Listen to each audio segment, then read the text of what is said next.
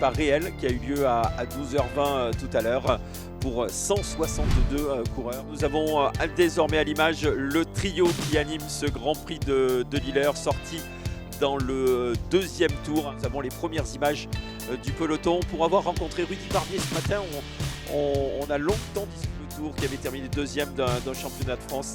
L'Alsacien qui aura 25 ans à la fin du mois. Felix Ratzinger, nous l'avons dit, donc le coureur autrichien, s'est révélé sur les routes du Grand Prix de Slovénie. Et puis Clément Petit, lui, avait brillé sur Paris-Mantes, sur les routes.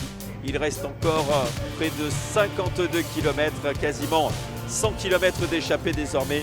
Ratzinger qui semble le plus saignant et le plus entreprenant dans l'échappée. Clément qui est décroché alors qu'il reste 52 km. Ça va trop vite pour le jeune coureur de Rouen.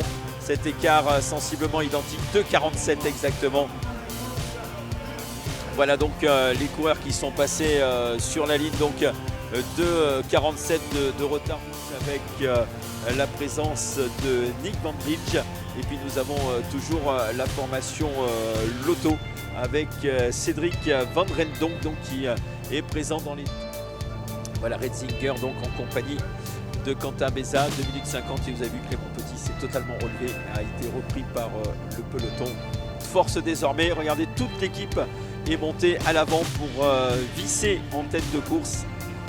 N'en doutons pas, l'écart qui va vite redescendre derrière les deux hommes de le dernier tour, 26 km 700 à tenir. Béza emmène.